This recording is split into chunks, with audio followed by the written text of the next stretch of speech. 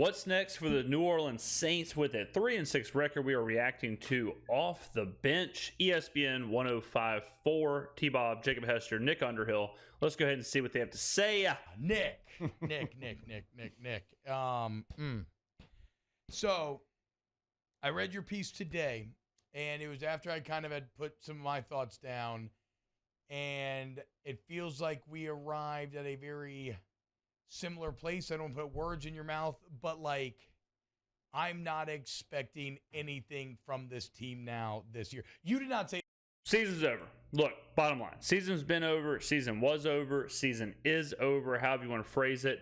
Every fan is going to be hopeful, right? We're all going to be hopeful that this is our year, or that something magical happens, or that we see greatness. You always want something to happen. Every team is going to do that, right? Every team is going to convince themselves this is our year. For the Saints, I came into it with very tempered expectations. Look, this is the NFL. You cannot win without a MVP level quarterback. You cannot win in this league. It's a quarterback driven league. Unfortunately for the Saints, not only do we not have that, we don't have a young quarterback. We don't even have anything to be hopeful about moving forward. So there are a lot of questions of what do the Saints look like next year? What do we look like? Who's on the sideline? Do we move up in the draft? Who do we take in the draft? Do we try and get back in the first round? Do we try and find someone in the second, third, fourth round like Grayson McCall? Do we go find a tried and true head coach like Vic Fangio or someone like that? Or do we take a chance on a Lane Kiffin, on a Greg Roman? Do we get into free agency? Do we get Lamar Jackson? There's a lot of questions. The possibilities are endless for the offseason. The possibilities for this season, they're not endless. They're shit. They're basically 500. 500 is basically the best possible thing you can ask for as a Saints fan, and there's nothing worse than being average in the NFL. So we're tanking. We're silent tanking, basically. Say this way, but in my opinion, like, maybe if I was holding out some sort of hope before this game, now I'm not really entertaining ideas of winning a bad South or finding ways to the playoff. In fact, I don't know if I'll really choose the Saints in any like game going into it. I'll be happy when they do win, but like, it feels, for whatever hope you gained last week. I love how Jacob Hester is always on the phone. Every time we do these videos, my man's playing Sudoku and Wordle while T-Bob is letting it rip.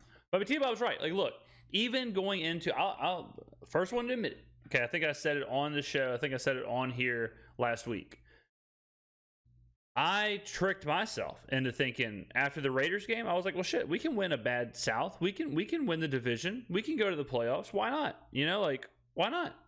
After the Ravens, no, we're not even Atlanta. We're not Atlanta right now. Atlanta at least is playing with some kind of moxie. We're not even doing that. This week, it feels like that hope was pretty soundly snuffed out last night.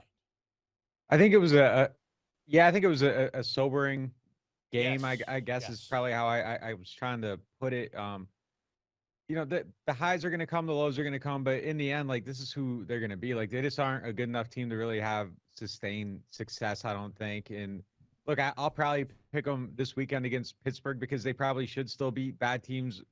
That's contingent upon the health of Pete Werner, Marcus Davenport, Eric McCoy, which, I don't know how those situations are going to go. Yeah, I mean, Werner getting carted off, brutal. He's been a bright spot. He's a young, bright, a young player that we can get behind. I think he's really good. We should beat bad teams. Like, we aren't that bad. That is unfortunate that we can't. I mean, I guess it's okay since we don't have a first round draft pick, but we really can't be that bad. Like, we have enough decent pieces around us. We cannot become Carolina or Houston, not with Kamara, not with the defense, not with the talent on the field. So I do think with teams like Pittsburgh, it is on the road, but we probably should win that game. See if Marshawn's out there, Jarvis is out there. Like, if some of those guys are healthy, I think they could still win this game. But this idea that I think that we were holding out that, like, well, they could figure it out. There's enough talent here. Everything could click. They might become something. They might put it all together and become this fully formed beast and get hot and get running in the playoffs. And you never know. Like, I don't think that's probably gonna happen. I just don't think that they're good enough. I don't think that they're consistent enough.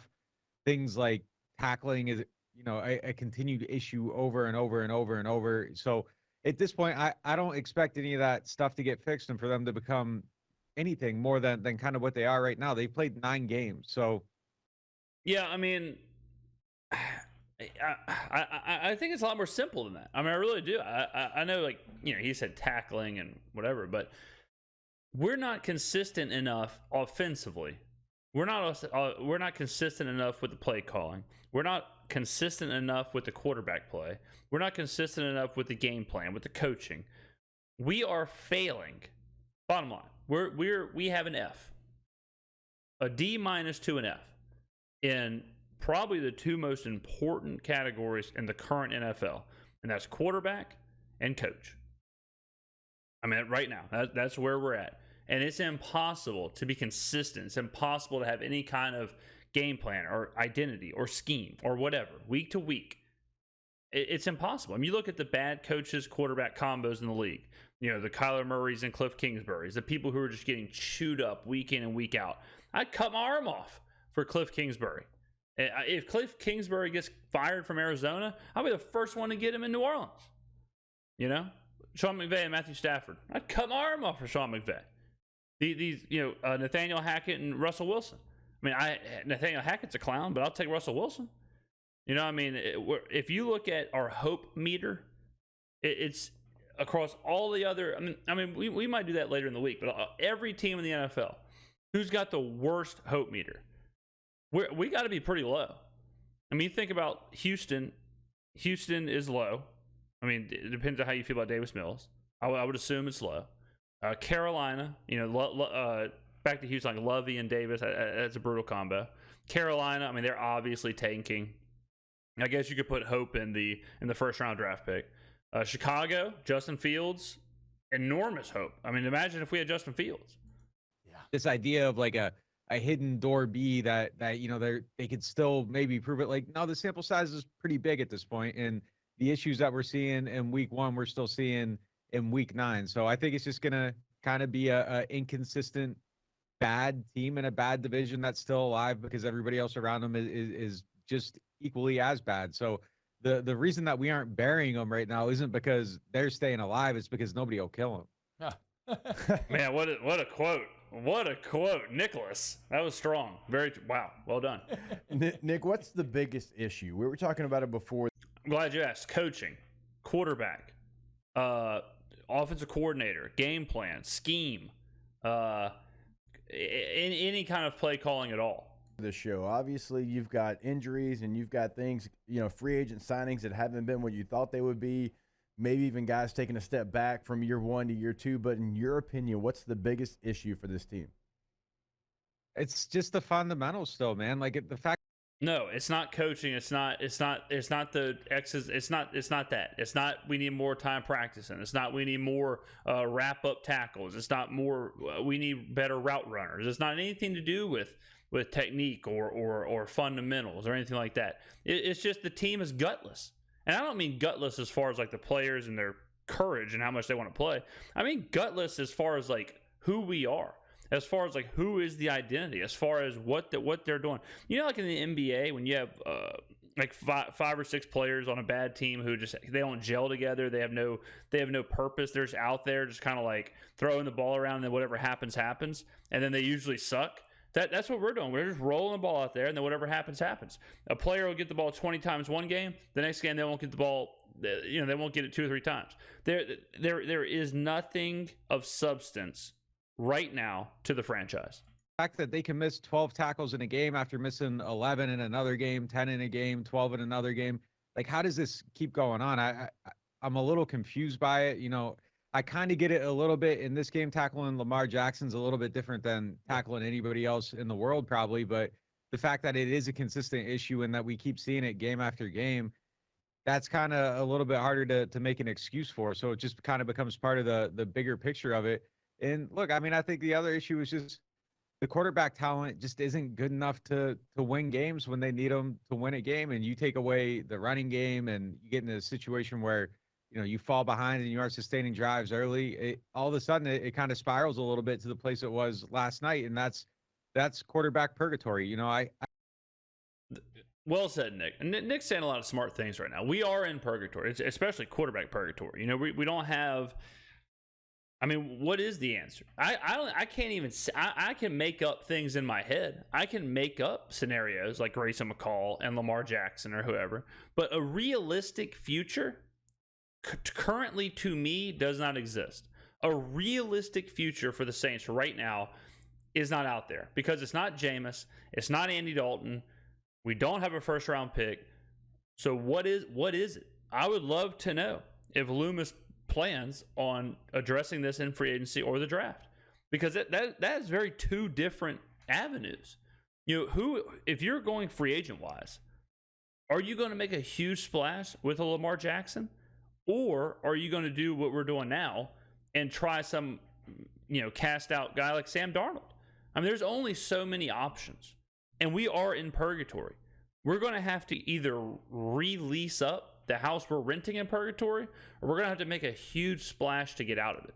I don't think that they're quite in quarterback hell, because I think you can win with either one of these guys, Jameis Winston or Andy Dalton. But I think push come to shove, like, this is how some of these games are going to end up. And there's probably a piece of this where we're probably getting way too down about them losing to an actual good football team. Like, I think the way the Saints are constructed, if you take a step back and you look at it and say, hey, Andy Dalton's the quarterback. So before the Ravens game, I was having this conversation. The Saints are weird because, they're 3-6. I sound very negative right now, very hopeless. I think the writing is on the wall. But you look at those losses. Lost to Cincinnati in the last couple minutes of the game. Lost to Minnesota on a double doink. Lost to the Ravens, who are a really good team. Those aren't terrible losses. Like we lost to the Buccaneers in a game that was 3-3 in the fourth quarter. Like, these are, that's 4 losses right there that aren't really that bad. I think unfortunately we are just in the throes of a 7-win season. We're just in the throes of a 6-win season. I think before the season, I think I had 6 wins. I think I had 6. We did the preview. It was either 6 or 7. And we're just in it. Like, I think that's the bad part, is that that's the purgatory thing. It's like, this is just kind of what it feels like to be in that dead middle to below middle. Quarterback Marshawn Lattimore's out. Jarvis is out. Mike Thomas just went on IR. And, oh, by the way, they just got punched in the mouth by a 6-3 team, and they're 3-6. Like, it does kind of make sense, but bigger picture, the bigger issue is that, like, I just don't think that they're talented enough to really be, able to overcome stuff when it goes sideways. So that's where they're at. Some of the acquisitions, I would agree with you. I think the safety play hasn't been. Yeah, Tyrann hasn't been very good. I mean, Honey Badger's been more of a locker room thing, I guess. But yeah, he hasn't been very impactful on the field. All what was expected. I think there was an element of an expectation of them maybe giving up more big plays and not quite being as sound in the back end, sacrificing, going from Marcus Williams to Tyrann and Marcus May, because, he was the ultimate eraser, but May and Matthew were supposed to be difference makers who, got more turnovers and kind of brought more dynamic elements to that position. And I thought they blew like 3 coverages last night. I'm going to go through and watch the game again. I haven't really had that opportunity. God, but, can you imagine? more so than stopping. Can you imagine rewatching that game? My God. Lamar, I thought the bigger issue was that guys were just running wide open like multiple times. And one of those. The biggest issue last night, as I talked about on my recap of the game, the biggest issue last night was that our playmakers did not touch the ball. Our biggest issue last night was that we had absolutely nothing on offense. We were just walking through offense. Kamara, 11 touches, I believe. Taysom, 2 touches, I think. We're just not setting ourselves up for success. Bottom line, that's how you end up down in games. That's how you end up in a 17-6 situation, because you're not even trying to win the game. You're not even trying to get first downs. And I know the players are trying, but when you go out there and you are not actively trying to get the best players the ball in a very limited or with a very limited quarterback and a very limited offense, you can at least try and get your best players the ball. those plays was a touchdown. They got sucked in on a good fake there, but there were 2 more that I saw where it's just they were confused and didn't know what to do, and guys were running wide open. Like those are huge issues, and you're in week 9 of the season. Like it should be cleaned up, and like some of the stuff just continually is happening over and over, and it's annoying to continuously talk about fundamental things more so than hey, if they just aren't good enough, they aren't good enough. But you see them shooting themselves in the foot halfway through the season. It's at some point that stuff has to get cleaned up. Yeah, and we're talking Nick Underhill, Nick_Underhill on Twitter. New Orleans Football is a site. It is well worth subscribing to, y'all. It is some excellent work. Nick, you used the word purgatory with the quarterback position. Yes, now I said that as well. I would expand that as maybe the perfect word for kind of the entire franchise a little bit right now. Because True. It doesn't look like you have any immediate great hope. You have a head True. coach, and whether this is fair or not, it is the reality of the situation. Like, I get that there are nuances to explain away Dennis Allen's time in Oakland, to explain away some things this year. I've been reading a lot of this on Twitter. I've been reading a lot of this like, yeah, Dennis Allen is 11-35 as a head coach, but in Oakland, this, and this happened. And in these first 9 games, this, and this happened. Look, can we quit? We got to quit tiptoeing, okay? We got to quit tiptoeing around, and we can't be scared to criticize these guys. Look, here's the deal. Pete Carmichael and Dennis Allen have not held up their end of the job. They have not held up their end of the bargain. They have been terrible. Week in, week out, the play calling sucks. It's not consistent. We don't know what we're doing out there. We do not have a scheme. We're 10 weeks in. The culture that Sean Payton created, the culture that Drew Brees and Payton had, what was once in the dome, the culture that was once there is gone. That is Dennis Allen and Pete Carmichael's fault. Bottom line, we can go ahead and say that he has failed. We can go ahead and say F-, D-. We can go ahead and say 10 weeks in, he has done a shit job. It should be totally okay to say that. And it should be okay to double down and say he did a shit job in Oakland too. Sets of bad breaks, certainly. But you have a head coach whose past record looms larger after every single loss, where this record's fallen in line with that. You have a front office that it's actually impressive in how quickly people have lost faith with the CD Deuce trade and everything else. You don't have a quarterback. And then the icing on the crap cake is you don't even have a first-round pick. Like, this feels pretty purgatorial right now from where we're. It doesn't feel great. The Chauncey Gardner trade, I have been on Loomis's side on this. I think what was going to happen is I think he wasn't going to play. I think he was going to try and hold out on the Saints on that last year of his rookie deal. I think the Saints told him, look, we'll pay you in the offseason. We'll figure this out in the offseason. I think he might have thought he was going to get tagged, and so he went and basically forced his way out. That's what I believe happened. And if that's the case, that's fine. It happens all the time. It's a business. If he wants to go get paid and do something else or go play somewhere else instead of waiting for a year and dealing with that, when the Saints are already kind of taxed on the books and the Saints are already trying to move money around, I totally understand. Obviously, it doesn't look great in the short term. He's a great player, and he went to a great team. Like, obviously in a vacuum, that doesn't look awesome. But I understand the logic if that is what actually happened. No? The tough thing about that first-round pick is that was going to kind of be viewed through the prism of the success of the head coach. Yes, You know, yeah. if they were good in winning games and they weren't pick number 6 right now, if the season were to end, it would look a little bit different, and it would make sense to move up those assets. But so they made that move, assuming they made all the right decisions throughout the offseason. And it's tough. I was kind of doing the autopsy on everything they did in my head this morning when I woke up, and it's tough because a lot of it made sense in the moment, but then Yes, looking back fair. at it, it's like, should they have known better, and they're closer to it than us. They should. That's something I've harked on, is that how could you go into this season with Andy Dalton and Jameis Winston? How could you not expect that this could happen? How could you? I understand being hopeful or whatever, but how could you go in with no parachute and not even think like, well, shit, maybe this could not work? What if Jameis gets hurt, and what if Andy gets hurt, or what if they're just bad? Then what? There is no. It's crazy to me.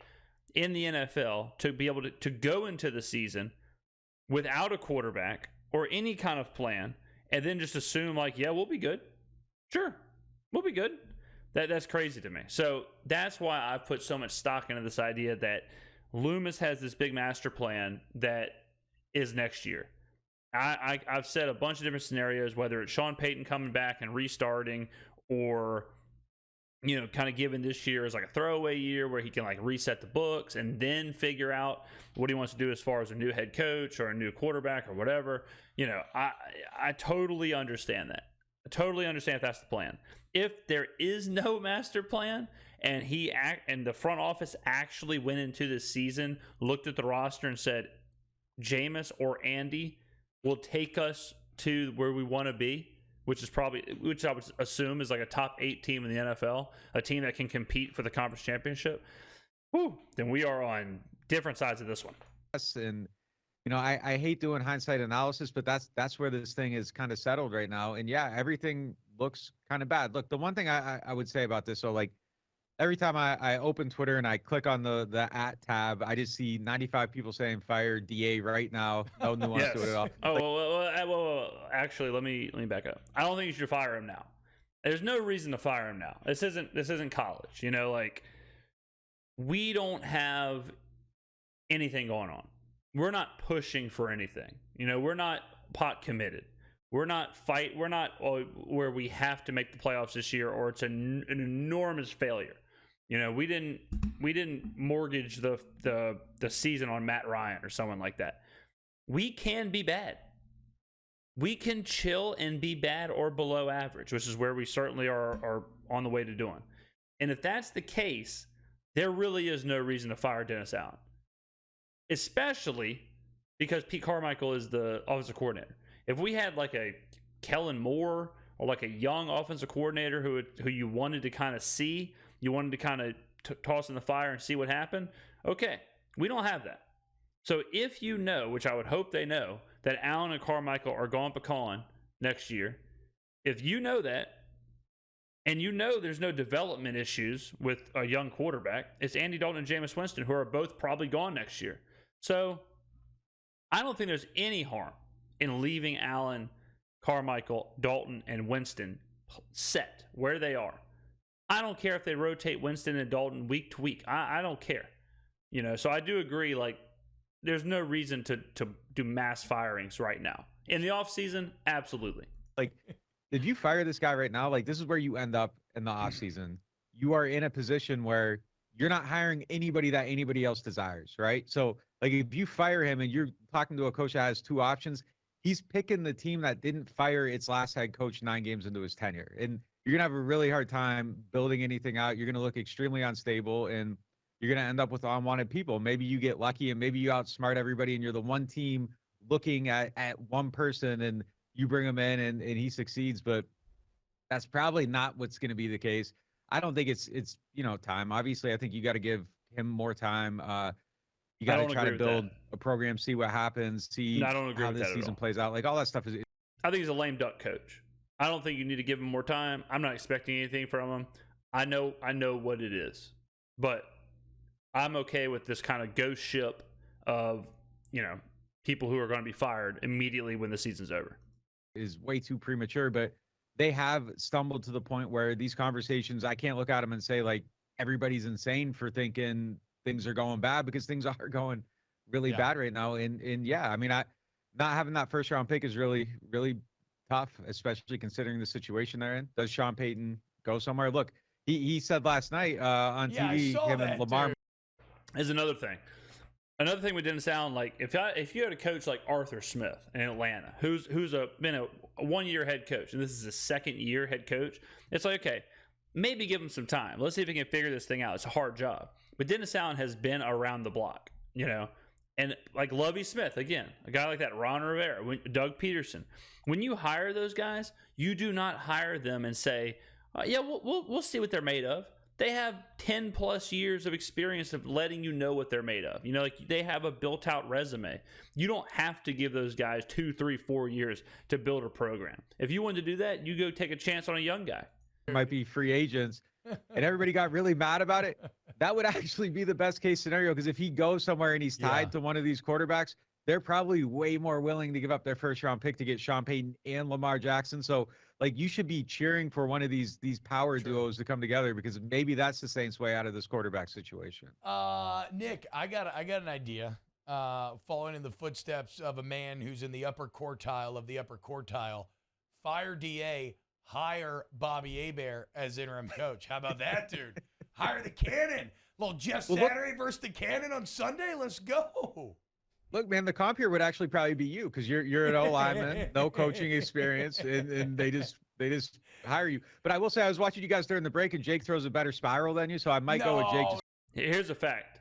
If I was hired to the front office, I truly believe this. I think, and this could be insane, but if I was hired to the front office and making moves, I think I could get the Saints in the NFC Championship game within 5 years.